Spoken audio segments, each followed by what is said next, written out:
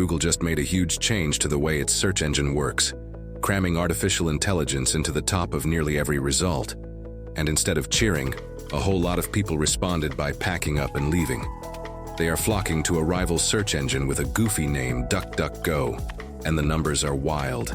Even funnier, Google's own AI is accidentally helping people escape. This is the story of a tech giant that may have annoyed its own users right out the door. Stick around for the most ironic twist. Start with what Google actually changed. What did they do? At their big developer event, Google announced a sweeping overhaul of search. Instead of just showing you a list of links to click, the new search leans hard on AI, putting AI-generated answers right at the top of the page. The search box now tries to act like a chatbot, answering questions directly, handling follow-ups, and guessing what you really meant. Google's vision is a search engine that talks to you rather than just pointing you somewhere. That sounds helpful on paper, so why the backlash? Because a lot of people did not ask for it and cannot fully turn it off. The complaints came fast and loud. Users griped that the AI answers pop up even for the simplest questions, that they are sometimes flat out wrong, and that they bury the actual links people wanted. One frustrated person summed it up perfectly online, saying nobody asked Google to change the search box. They just asked it to fix the results. The internet was not happy. So where did all the frustrated people go? Straight to DuckDuckGo. This smaller, privacy-focused search engine suddenly saw a flood of new users. In the United States, app installs jumped by double digits week over week, peaking at around 30%. On Apple devices, the surge was even crazier, with installs spiking by nearly 70% at one point. People were not just grumbling, they were actually switching, and they kept switching for days, even over a holiday weekend when downloads usually drop. What was the big draw of DuckDuckGo? One simple thing, a search page with no AI at all. DuckDuckGo offers a special version of its search that strips out every AI feature, no AI answers, no AI images, nothing. Just a clean list of links, the way search used to be. Traffic to that AI-free page tripled almost overnight. For a surprising number of people, the killer feature in 2026 turned out to be a search engine that simply leaves the artificial intelligence switched off. Now here's the twist that is almost too funny to believe. How is Google helping people leave? By accident, through its own AI. When some users typed questions like how to search without AI, Google's shiny new AI answer cheerfully pointed them straight to DuckDuckGo's no AI page. That is right. Google's artificial intelligence was politely giving people directions to the exit. It is the kind of accidental own goal that makes the whole situation feel like a comedy, and DuckDuckGo happily showed it off. The complaints often came down to the same simple annoyance. People wanted quick answers and clean links, but instead got long-winded AI explanations for things that needed none. Users joked that even searching a single basic word would trigger the AI to deliver a small essay on its meaning, as if everyone had suddenly forgotten how dictionaries work. For folks who just wanted to look something up fast, the constant AI chatter felt less like a helpful upgrade and more like a clingy assistant who would not stop talking. DuckDuckGo leaned into the moment hard.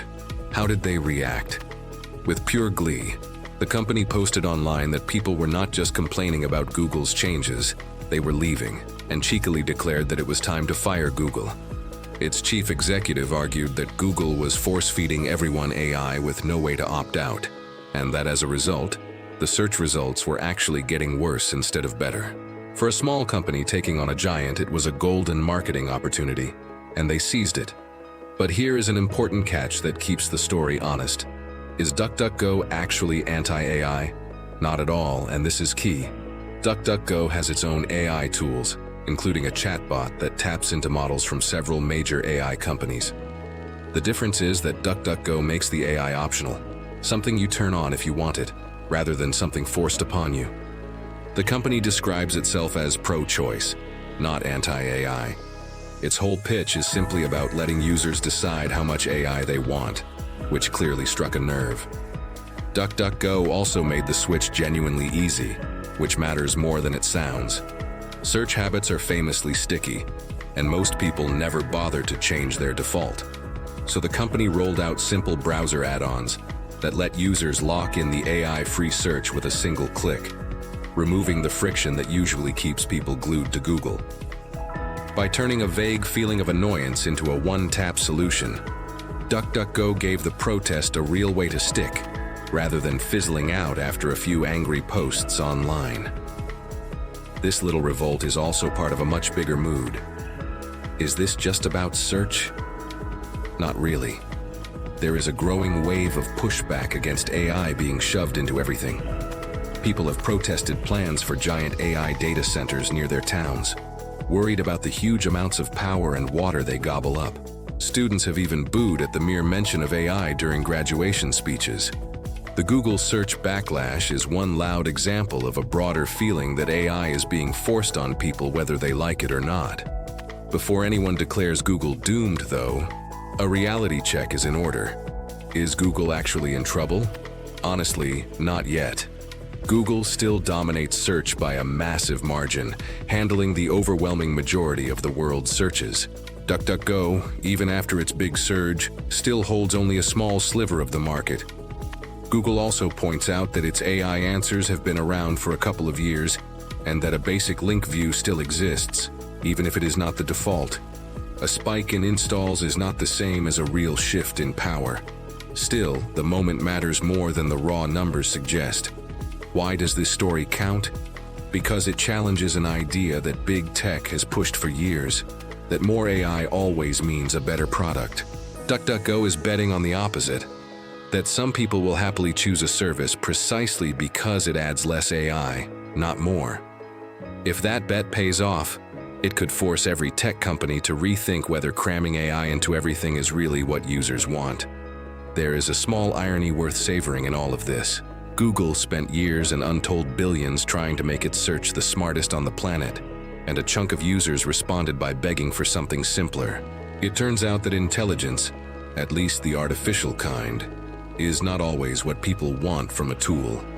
Sometimes they just want it to get out of the way and hand over the links, no lecture required.